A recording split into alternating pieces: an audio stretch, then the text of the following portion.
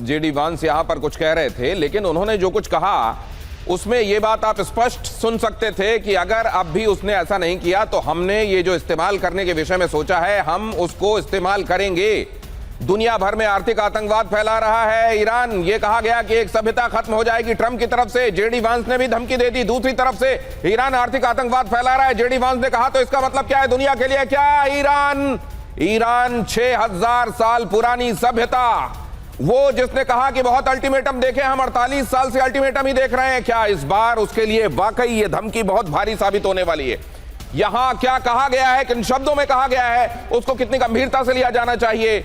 Lines में क्या है, बिटवीन द लाइंस क्या है, एक बार आपको दिखाता हूं। ये देखिए, ये रहा ट्रुथ सोशल पर वो कमेंट जो इस पूरे मुद्दे पर डोनाल्ड ट्रंप की तरफ से किया गया है। देखिए जरा, केवल इस हिस्से पर फोकस कीजिए और इतना क्लियर दिखाइए कि हमारे दर्शक भी ये पढ़ पाए। A whole civilization will die tonight, never to be brought back again. I don't want that to happen, but it probably will. However, now that we have complete and total regime change, where different, smarter and less radicalized minds prevail, maybe something revolutionary, wonderful can happen. Who knows? We will find out tonight.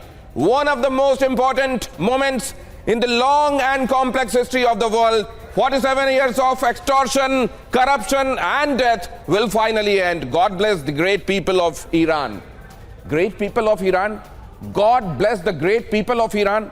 जब आप Donald Trump ये कहते रहे कि वो लोग जो regime change करना चाहते हैं सामने आए, हम उनकी मदद करेंगे, वो लोग जिनका हवाला देकर आप ये कहते रहे कि ये लोग नहीं चाहते कि यहां पर वो सरकार रहे जिनकी नुमाइंदगी अभी तक खामेनेई जैसे लोग करते रहे, तो क्या आपके बॉम्ब्स ने, आपके अटैक्स ने उन लोगों में डिस्क्रिमिनेट किया जो आपके मुताबिक खामेनेई के समर्थक थे, या वो लोग जो खामेनेई के विरोधी थे?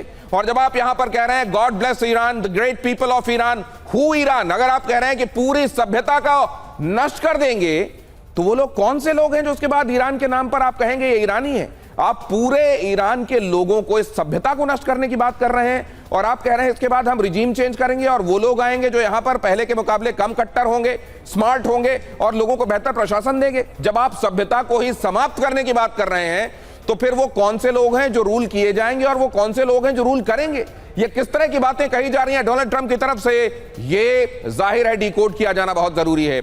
जैसे आपको टीवी 9 भारतवर्ष में अड़ी ने कल ट्रंप की गाली को डिकोड करके बताया था, वैसे ही ट्रुथ सोशल में आज उनके इस बयान को डिकोड करते हैं। हमारे साथ जनरल सिन्हा जुड़े हुए हैं, कार्तिकेय काले सर हमारे साथ यहां पर जुड़ चुके हैं, रक्षा विशेषज्ञ, और इसके अलावा शुभदा चौधरी विशिष्ट मामलों की जानकार हमारे साथ इस चर्चा में है। सबसे पहले तो आपसे भी आप समझना चाहता हूं कि ये सिर्फ धमकाया जा रहा है, क्योंकि ये खुद अपनी बातों को कॉन्ट्रडिक्ट कर रहे हैं। अगर सभ्यता का ही अंत हो जाएगा तो रूलर कौन होगा और किस पे रूल करेंगे वो लोग?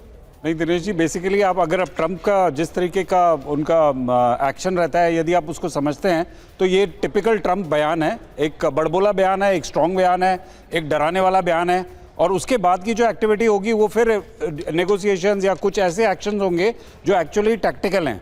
पर ये एक बयान जो है, बड़ा बयान जो है, डराने के लिए या लोगों को टेबल पे लाने के लिए, बेसिकली ये उनका मोडस ऑपरेंडी बहुत टाइम से रहा है। तो मतलब मैं इस बयान को बहुत ज़्यादा वेटेज नहीं देता हूं, परंतु डेफिनेटली ये इंडिकेटर है कि ट्रंप एक ऐसे पोजीशन पे पहुंच गए हैं जहां desperation is now supreme, raining supreme, and desperation में मिलिट्री एक्शन अब वो क्या लेंगे, उसमें कई ऑप्शंस है उनके पास, फोर्सेस वहां अवेलेबल हैं। मैं अपनी टीम से ये भी कहूंगा सर, जब हमने जेडी वांस को अभी जब वो कह रहे थे और उनको जब हमने स्क्रीन पर हम लेकर आए, उस समय तक उनकी आधी बात में सुन पाया जिसमें वो कह रहे थे we can think of using them as well if they don't change their course. What is the thing that they want to use? ये जरा मैं चाहूंगा कि प्लीज मुझे बताइए आप, मेरी प्रोडक्शन टीम, अगर आप जेडी वांस की खास तौर से जो आखिरी 2-3 लाइनें हैं वो मुझको सुनकर बता पाएं, क्योंकि बाकी तो मैंने सुन लिया जहां पर वो ये कह रहे हैं कि आर्थिक आतंकवाद एक तरीके से ईरान फैला रहा है। अचल मल्होत्रा सर भी मेरे साथ यहां इस चर्चा में जुड़ गए हैं।